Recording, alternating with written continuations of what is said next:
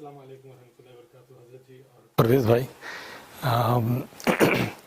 मैं अक्सर हज़रत दिल में एक बेचैनी रहती थी कि जो आलिम है वो आलिमों की क़तार में होगा, और जो मुफ्ती है वो मुफ्तियों की क़तार में होगा, और जो हाफ़िज़ है वो हाफ़िज़ की क़तार में होगा क़यामत के रोज़।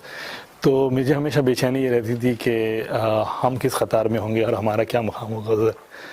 और हज़रत ये इतिकाफ़ में बैठ के हज़रत उस बेचैनी को काफ़ी क़रार आ गया।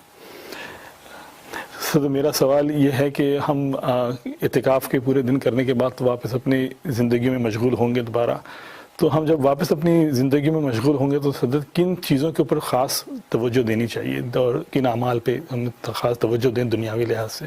जो मामूलात आपने यहाँ पे हमें बताए हैं वो तो हम इंशाअल्लाह जारी और सारी रखेंगे, मगर कौन ख़ास अमाल जो हमारे होने चाहिए वो उसमें करें। और दूसरा सवाल मेरा ये है कि इखलास अपने अंदर किस तरह से पैदा किया जाए अपनी नीयतों में और अपने अमाल में? बहुत शुक्रिया जी।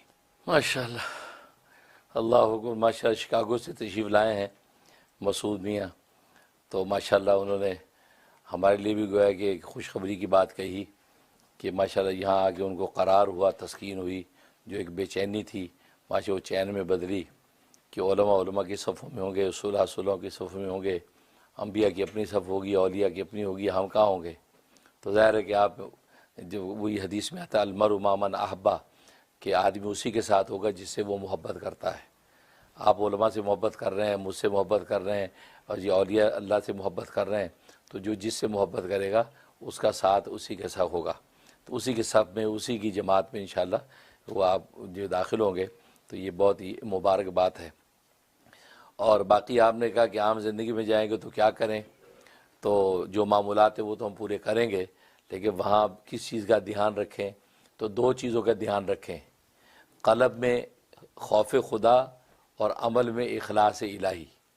भाई ये दो चीज़ें, क़ल्ब के अंदर खौफ और इखलास, क्योंकि ये रमज़ान का पूरा प्रोसेस जो है खौफ इखलास पर ख़त्म होता है।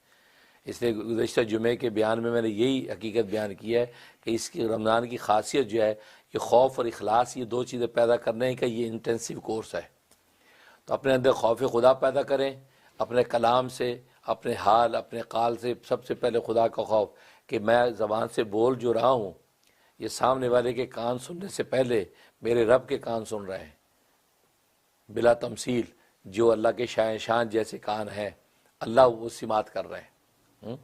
और मैं जो है जो बोल रहा हूँ, तो जो दिल के पर निगाह उस अल्लाह की है, किस नीयत से बोल रहा हूँ।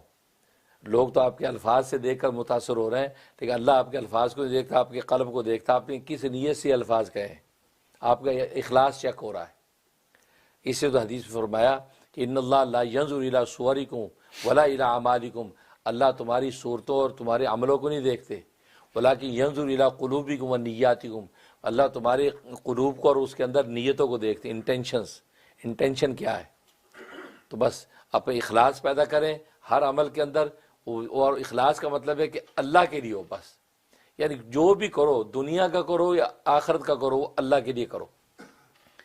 बल्कि मुझे याद आ गया, मैंने अपने वालिदी निस्बती इमामुल औलिया, हुस्नुल औलिया, इमामुल अतकिया, हज़रत मौलाना मोहम्मद यूसुफ लुधियानवी शहीद क़ुद्दस सिर्रुहु घर में ऐसे बैठे, तो मैंने कहा कि अब्बा जी कोई नसीहत फरमाएँ, ये कोई नसीहत फरमाएँ।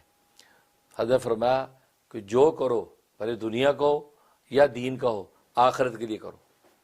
दुनिया की नीयत से कुछ ना करो, वो ऑटोमेटिकली हो जाएगा, लेकिन आप जो भी दीन का या दुनिया का काम करो, आखिरत के लिए करो। ये है वो इखलास खालिस कि जिसके अंदर आखिरत के अलावा और कोई तसव्वुर नहीं है। तो इखलास पैदा करो अपने अमल में, और अपने क़ल्ब के अंदर खौफ खुदा पैदा करो। तो बस ये दो चीज़ें, इसका मुराक़बा भी, इसका तज़किरा मुज़ाकरा भी इंशाअल्लाह आपको ज़िंदगी के हर मोड़ में कामयाबी देगा। बहुत शुक्रिया हज़रत।